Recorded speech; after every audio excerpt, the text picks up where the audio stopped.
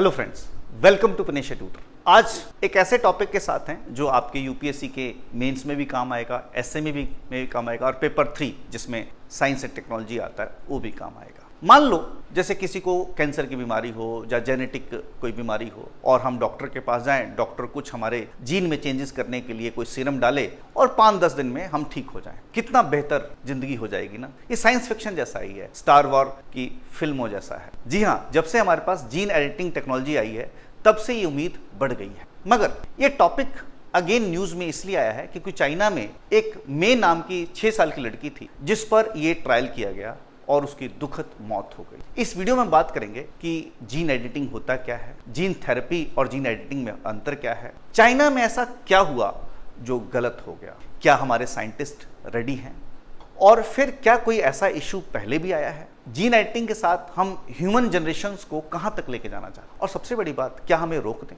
और आखिरी में पढ़ेंगे इंडिया का स्टैंड क्या है।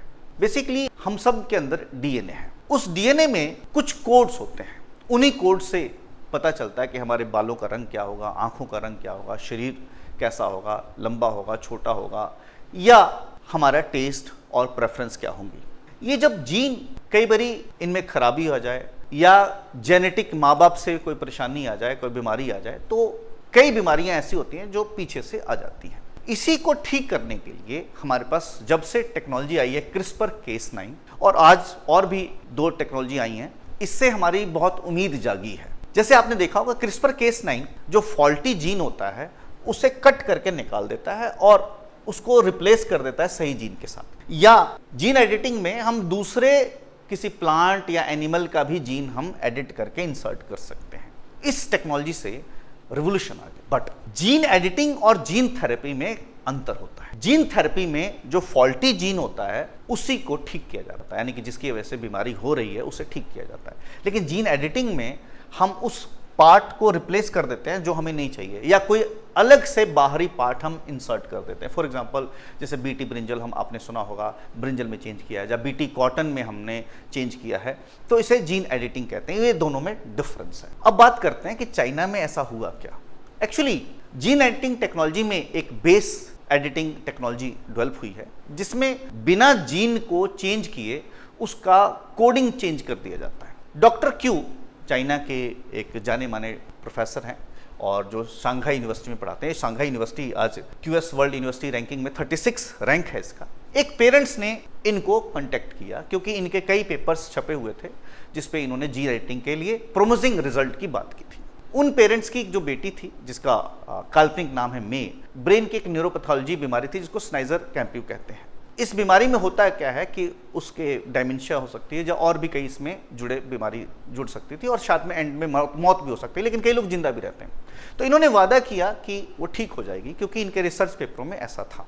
इन्होंने बेस टेक्नोलॉजी का इस्तेमाल किया और उसके शरीर में डाल दिया। मार्च 2025 की बात है, ये आज की बात नहीं है, पिछले साल की बात है। बट विदिन 6 डेज ही उसकी मौत हो गई। अब यूनिवर्सिटी ने इन्वेस्टिगेट किया। इन हाउस इन्वेस्टिगेशन से पता चला कि जो इन्होंने सीरम इंसर्ट किया था उसी की वजह से मौत हुई, बट यूनिवर्सिटी ने उस बात को दबा दिया। लेकिन हुआ क्या, रिट्रैक्शन वॉच और साइंस रिपोर्टर के इन्वेस्टिगेटिंग जर्नलिस्टों ने इसको फॉलो अप किया और मजबूर कर दिया चाइना की सरकार को कि इस पर जांच कमेटी बिठाए। अब इसकी जांच चल रही है, इसलिए ये न्यूज में है। सवाल आता है कि ऐसा गलत क्या हो गया जब साइंटिस्ट क्लेम कर रहे हैं कि उनके पास कैपेबिलिटी है, लेकिन फिर ये गलती कहाँ हो गई। अब सवाल आता है कि क्या साइंस रेडी है। देखो, जो जीन एडिटिंग एक ऐसी टेक्नोलॉजी है, एक ऐसा क्षेत्र है हमारे इंसानों के जिंदगी में रिवोल्यूशन ला सकता है।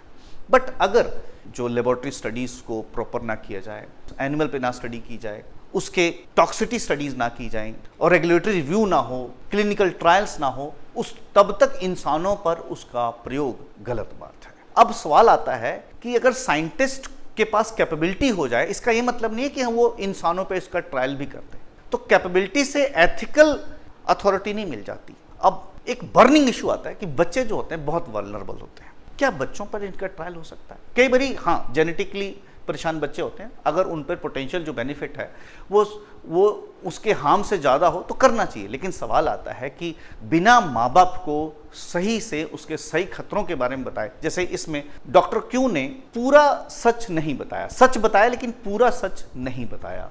चाइना में पहले भी ऐसा हुआ है, अब कई बारी ऑफ द ट्रैक हो जाता है। सपोज करो हमने जीन ए में कट किया और उसका असर बी में भी होता हो, लेकिन बी में भी असर हो जाए तो ऑफ ट्रैक भी असर हो सकता है, जिसका हमें पता नहीं। तो जब जिसका हमें पता नहीं उसको हमें इंप्लीमेंट करने की क्या जरूरत है। अब क्वेश्चन आ जाता है, हमारे पास जो जीन एडिटिंग की टेक्नोलॉजीज हैं काफ़ी हैं, लेकिन उसमें से ज़्यादा पॉपुलर CRISPR-Cas9 है और बेस एडिटर है। बेस एडिटर अभी हाल में ही किसी अमेरिकन साइंटिस्ट ने डेवलप किया है, लेकिन CRISPR-Cas9 बहुत अच्छा है। इसमें जो फॉल्टी जीन होता है उसको रिप्लेस कर दिया जाता है। लेकिन बेस एडिटर आप इसको जीन एडिटिंग नहीं मानेंगे, इसमें जो है जो फॉल्टी जीन होता है उसको बदल दिया जाता है, यानी कि बिना उसमें कट लगाए उसका नेचर बदल दिया जाता है। ये रिवोल्यूशन है और सस्ते में हो जाता है, जिसकी वजह से काफ़ी साइंटिस्ट उत्साहित हैं इसके ऊपर। लेकिन सवाल आता है कि क्या कैपेबिलिटी से ही साइंटिस्टों को एथिकल अथॉरिटी मिल जाती है कि किसी पर ट्रायल करते हैं? प्रॉब्लम यहाँ नहीं है। जब हम जीन में बदलाव करते हैं तो उस जीन को बॉडी में डालने के लिए दो तरीके हैं, या तो जीन गन यूज करो, बट इसमें कामयाबी कम होती है, या किसी वेक्टर का मतलब जैसा किसी वायरस का यूज करके उसके थ्रू डाल के शरीर में डाला जाता है। यही प्रॉब्लम आई, इस वायरस के कई बारी टॉक्सिटी यानी कि बाकी बीमारियों का होने का खतरा बढ़ जाता है। यही मे के केस में हुआ, उसके लीवर काम करना बंद कर गए, बाकी शरीर पर भी असर हुआ, जिसकी वजह से उसकी मौत हो गई। इसी टॉक्सिटी की टेस्टिंग नहीं की गई थी। पहले भी चाइना में साइंटिस्टों के एम्बिशंस सामने आते रहे हैं और 2018 में डॉक्टर ही जियाकुल ने भी 2 लड़कियों पे जिनके एड्स के चांसेस थे, उनके एड्स जिस जीन की वजह से होते हैं उसी को एडिट कर दिया। हालांकि वो लड़कियां हैं, बट क्योंकि हमें जिसका असर का पता नहीं तो हम उसको एडिट नहीं कर सकते, इसीलिए इनको 3 साल की सज़ा भी हुई थी।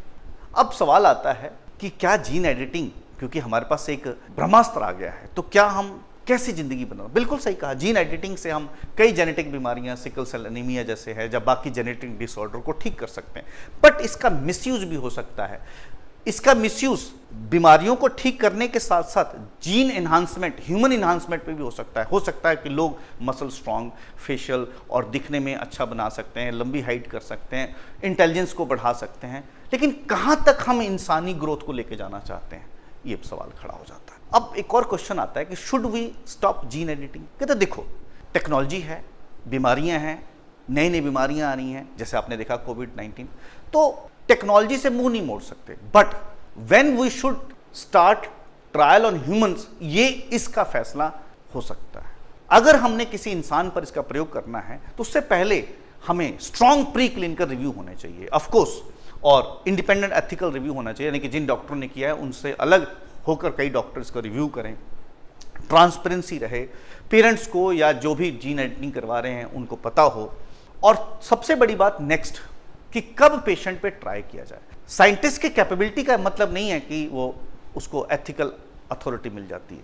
अब इंडिया का क्या स्टेटस है? अगर इंडिया की स्टेटस बात करो कि दुनिया में पहला जो बच्चा था वो ये बेबी केजी है, जो अमेरिका का बच्चा था जिसके पर जीन एडिटिंग की। आप हैरान होंगे, ये बच्चा इंडिया का होता, ये उदिति श्रॉफ। एक्चुअली उदिति श्रॉफ को भी न्यूरोपैथोलॉजी थी, ब्रेन की बीमारी थी जो जेनेटिक थी, जिसमें डायमेंशिया यानी कि भूलने की बीमारी और भी कई तरह की बीमारियां जुड़ी थी। पेरेंट्स ने पूरा खर्चा किया और शायद अब इस पे इम्प्लीमेंट होने वाला था, तभी बेचारी अर्ली चली गई। सवाल आता है कि इंडिया भी जीन एडिटिंग में आ गया। डॉक्टर ने कहा कि जो अदिति श्रॉफ में हमने जेनेटिक डेवलप किया है वो फर्दर किसी और पेशेंट पे हम यूज़ कर सकते हैं। लेकिन सवाल आता है कि हमें भी इन स्ट्रॉन्ग प्रिंसिपल्स का ध्यान रखना होगा कि कहीं जीन एडिटिंग के चक्कर में हम ऐसे जीन में ना बदल जाएं जो हम कंट्रोल ना कर पाएं। इसीलिए भारत में भी इस बात को सख्ती से इम्प्लीमेंट होना चाहिए कि कोई भी जीन, कोई भी ऐसे ट्रीटमेंट से पहले प्री क्लिनिकल रिव्यू होना चाहिए, इंडिपेंडेंट रिव्यू होना चाहिए, ट्रांसपेरेंसी हो, कॉन्सेंट पूरी तरह से बताया जाए कि जैसे मे के केस में ऐसा नहीं कि हाफ इन्फॉर्म्ड हो, पूरी तरह से पेशेंट को बताया ना जाए, और ऑफ कोर्स पब्लिकली रिपोर्टिंग होनी चाहिए उन रिजल्ट्स की। अदरवाइज ये जीन एडिटिंग ग्लोबल वार्मिंग की तरह ना बन जाए कि अनकंट्रोल्ड हो और हमें किसी और ही प्रॉब्लम में डाल दे। Friends, thank you. Next video में नेक्स्ट किसी इशू के साथ मिलते हैं।